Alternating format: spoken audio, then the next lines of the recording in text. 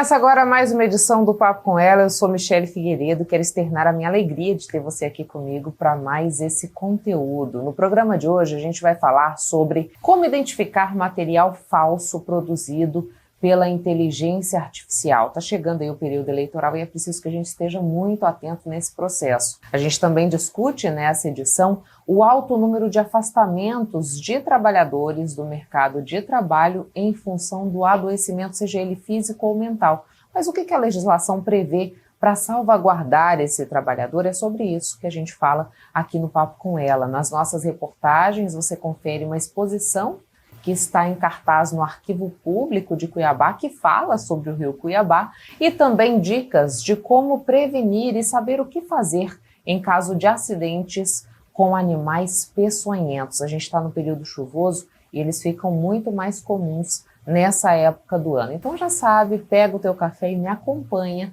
nesse Papo com Ela, que está muito especial, feito com todo carinho para você.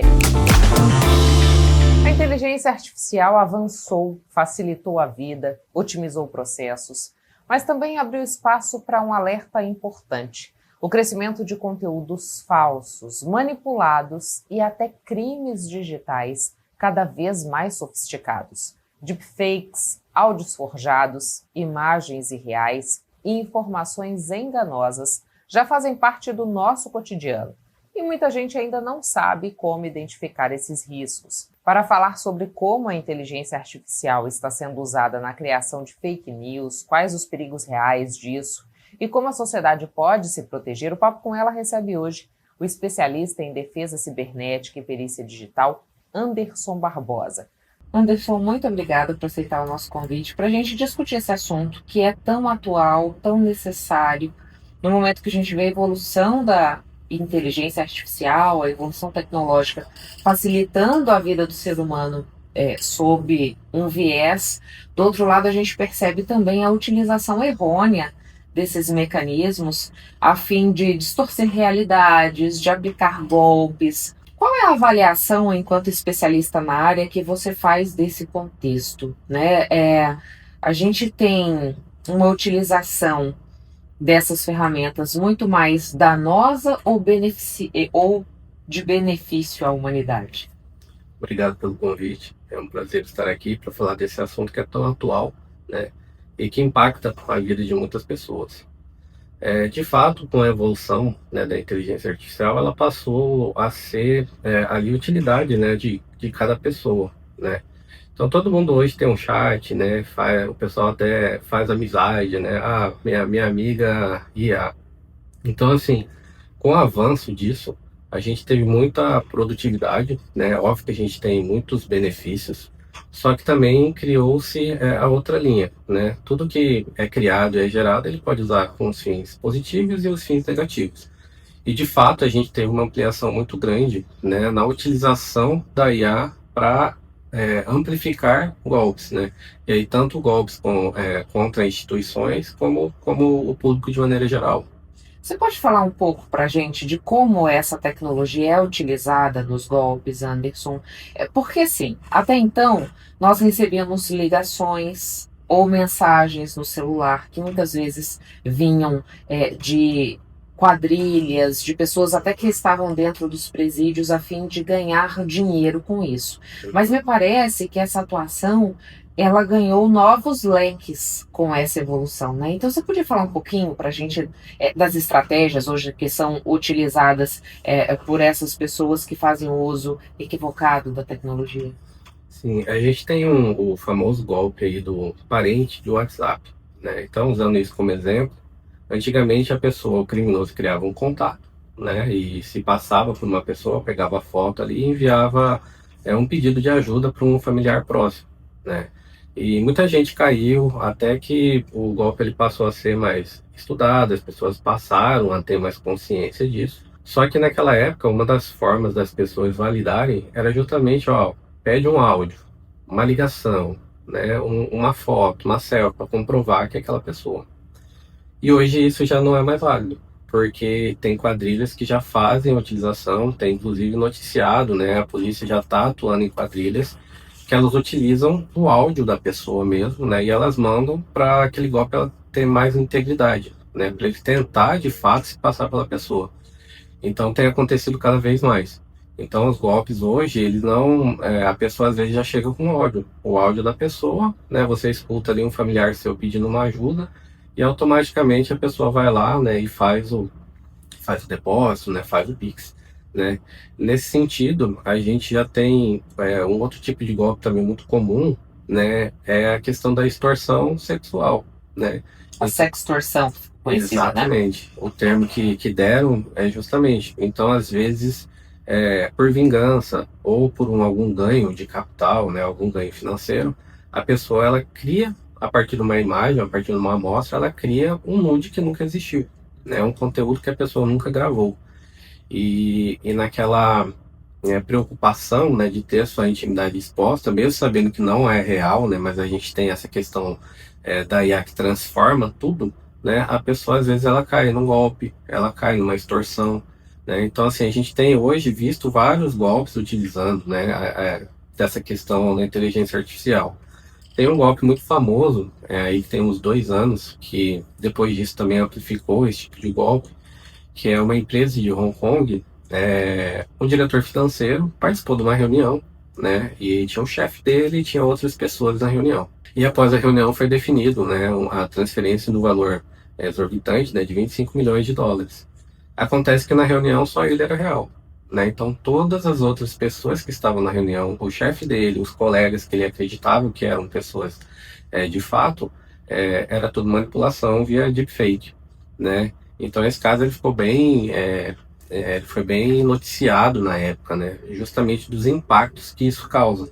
E hoje a gente tem um golpe derivado disso, que é o golpe do falso chefe, né? Então às vezes a pessoa pega o contato de um empresário, de uma pessoa que tem empresa, se passa por ela, por áudio, por vídeo, e geralmente entra em contato com o setor financeiro da empresa, né? E solicita transferência ou pagamento de alguma dívida, né? Então hoje isso já está inserido em vários golpes que eram conhecidos no passado e que estão sofrendo essa alteração, né? Que agora aí ela amplifica, né?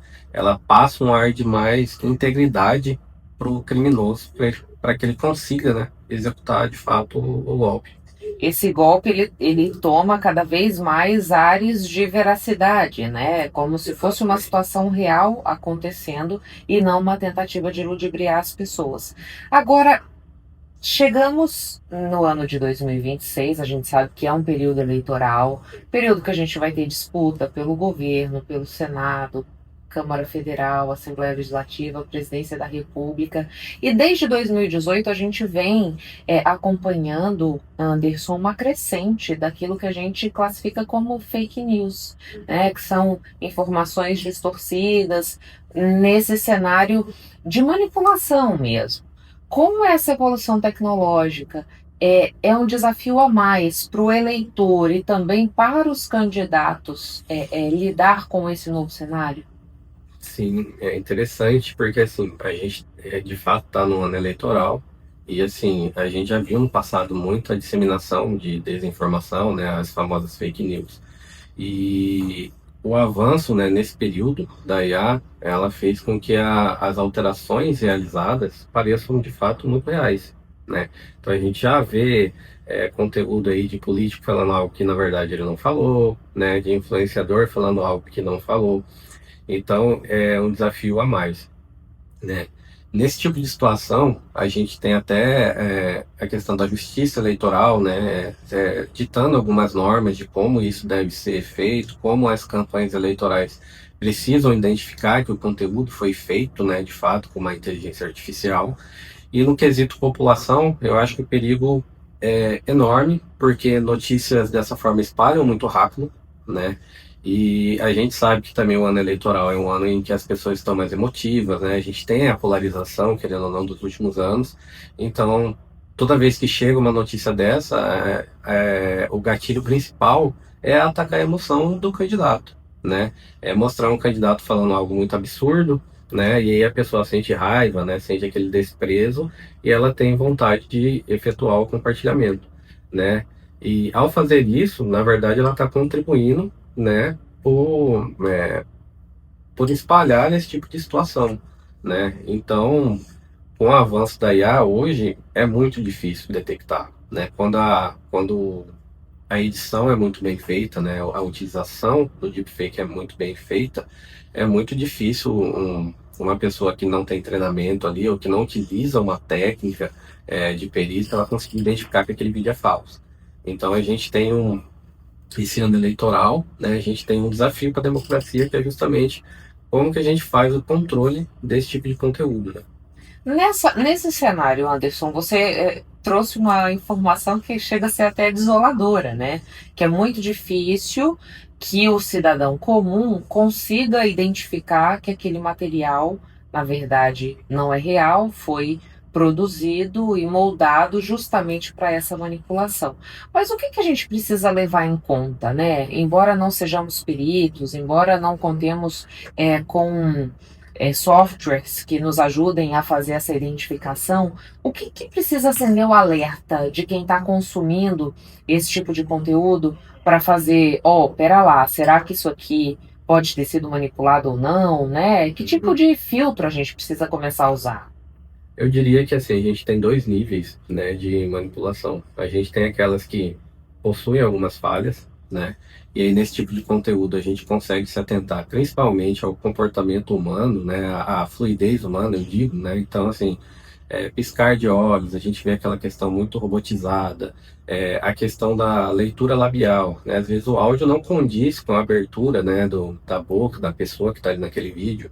A gente tem muito assim, às vezes tem o áudio, né? A pessoa tá o vídeo acontece no trânsito, em algum lugar muito barulhento e o áudio está extremamente limpo, né? Então a gente vê a questão da edição de áudio, questão de iluminação, às vezes a pessoa central está completamente fora do contexto do resto do cenário, né? Então nesse tipo de situação a gente consegue até identificar de uma maneira, né? Assim, se a gente olhar com atenção, né? Agora, quando é muito bem feito, e principalmente por quadrilhas que tem material de consumo para treinar e para replicar de forma exata, é muito difícil. Então a gente sempre foca no cuidado que a pessoa deve ter, né? Alguns cuidados, e a gente diz que assim, aumentar o senso crítico mesmo, né? Então assim, você recebeu aquele vídeo de onde? Né? De onde exatamente partiu aquela imagem que você está vendo, né? É de um canal oficial? Não é, né? A gente tem essa questão da busca da origem, né? Qual que é a fonte daquela informação? Se você não conseguiu validar, você corre um risco, né, de aquilo ser falso.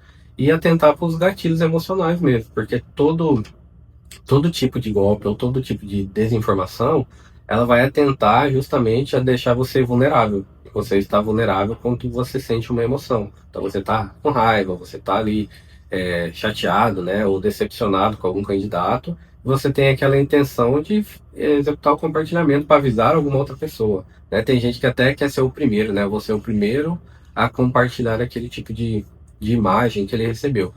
Então eu acredito que o senso crítico, ele ainda tem ele é o principal fator para combater esse tipo de cenário, porque às vezes visualmente a gente não vai conseguir identificar, né? Mas se você parar para pensar, quem está enviando, né? Aquela pessoa de fato ela poderia ter falado isso, né? Eu vou checar isso em fontes de informação, então vou checar em dois sites, né, consagrados ali para verificar se de fato aquela informação consta, né? Ali para depois, assim, você tomar uma atitude, né? E sempre que você não consiga validar, a dica que eu dou é não repasse o conteúdo, né? Porque ele de fato pode ser feito para te manipular. Você disse para a gente da importância do senso crítico, né? De dar uma pausa nessa emoção exacerbada que se apresenta, para então fazer uma verificação e checar a procedência daquilo. Mas o que a gente vê hoje é justamente um desmonte desse senso crítico. Parece que as pessoas elas estão em busca de reforçar aquilo que elas já têm como verdade consolidada. E nessa estratégia a gente vê também uma tentativa de desqualificar a mídia tradicional, que muitas vezes é a fonte onde vai se buscar a verificação desse fato, até mesmo os canais oficiais, as instituições, né? Num cenário em que a população está cada vez com menos senso crítico e mais presa a só o que a rede social entrega, A gente precisa resgatar isso onde, Anderson? É com mais leitura? É tentando buscar outras fontes de informação que não só a rede social? É uma pergunta realmente interessante, né? Porque, assim, de fato, com o passar do tempo, a gente vê as pessoas menos antenadas aos fatos, né? Ela atribui algumas coisas que ela vê como verdade absoluta, né? E não importa mais o que ela veja, né? Aquilo é a verdade para ela.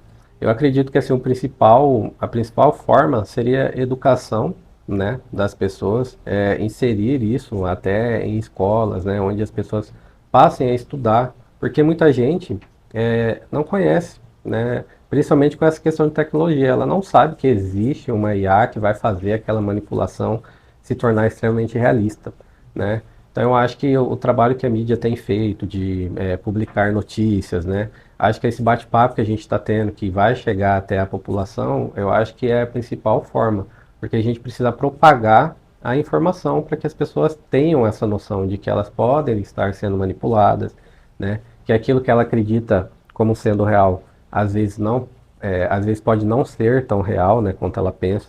Então, eu acredito que o trabalho aí da mídia, educadores, seja de fundamental importância, né? Porque, como eu falei anteriormente, o senso crítico ele sempre vai ser o fator mais importante, porque quando você tem procedimentos, isso eu falo para a pessoa tanto quanto para a empresa, quando você tem procedimentos bem estabelecidos, você evita cair em golpe justamente porque assim, você tem um procedimento, né? Você segue uns passos para fazer a checagem daquilo antes de você executar uma ação, né? Então eu acredito que a educação, né, e principalmente as mídias podem ajudar muito nesse sentido. Você disse para a gente dos golpes que já aconteciam, ganhando uma nova roupagem, agora que é possível manipular áudios, replicando a voz daquela pessoa, usar imagens para deepfakes. Onde eles conseguem esses áudios e essas imagens para poder fazer essa manipulação e qual que é o cuidado que a gente precisa ter no compartilhamento disso que é tão particular nosso, né? E aí uma pergunta extremamente importante também, porque assim, a gente tem muito, nós temos na área de segurança muita questão de privacidade dos dados, né? E eu sempre dou a dica, né, assim, muita gente gosta de deixar material aberto para o público, né? Então, por exemplo, essas quadrilhas, né, que fizeram esses golpes com áudio, no meio digital, tem banco de dados que tem informações nossas, né? Informações de data de nascimento, nome, né? Mas às vezes eles não têm imagem e nem tem o áudio. E onde essas pessoas captam isso?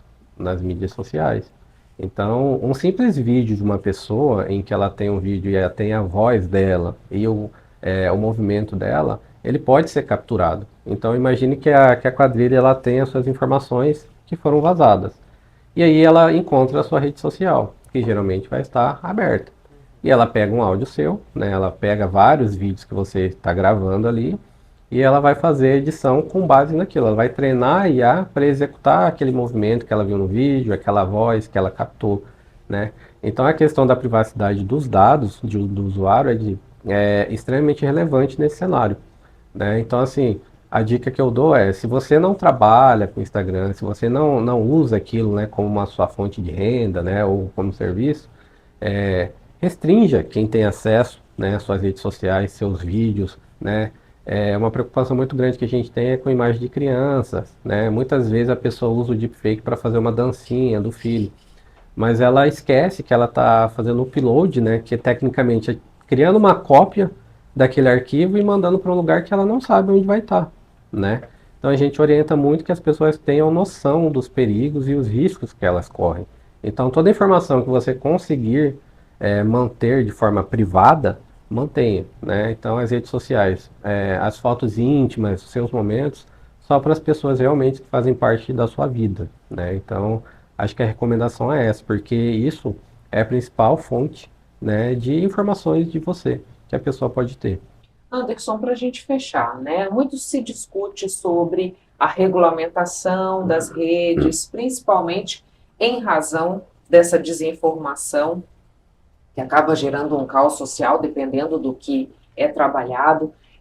E o que a gente tem hoje de legislação no país para tentar combater esse avanço do uso da inteligência artificial para esse fim distorcido, né? Você, como um especialista, um profissional da área, como que avalia tanto a nossa legislação quanto essa discussão que sinaliza para uma possibilidade de regulamentação?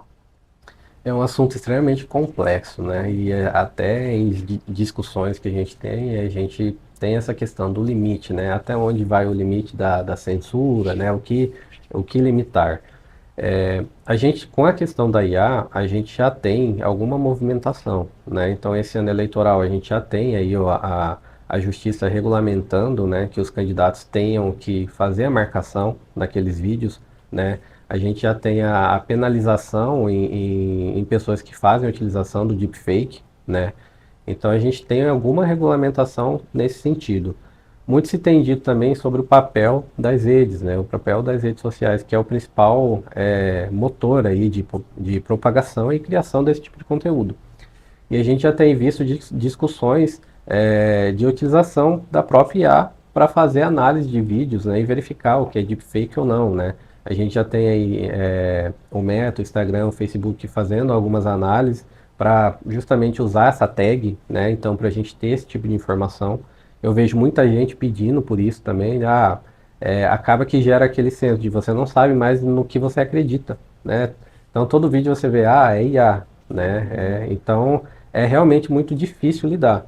Então nesse sentido a gente tem visto alguns estudos, algumas empresas trabalhando, mas assim, a gente ainda está longe, eu acredito eu, né, do que seria o cenário ideal para a gente conseguir controlar esse tipo de desinformação, principalmente.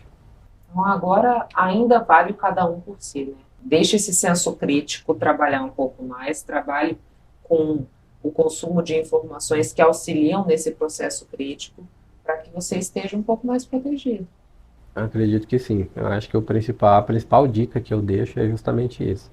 Aumente o senso crítico, informe os seus familiares, né? Tenha é, esse cuidado, né, com o tipo de informação que você recebe, e principalmente com o que você passa para frente, né? Porque você pode estar sendo manipulado, você pode estar fazendo parte, né, desse cenário ruim que a gente vive, que é ajudando a disseminar, né? Sendo um amplificador desse tipo de caso.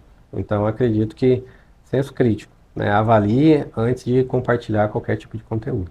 Muito obrigada pelas informações. Obrigado. Intervalo, a gente volta já já.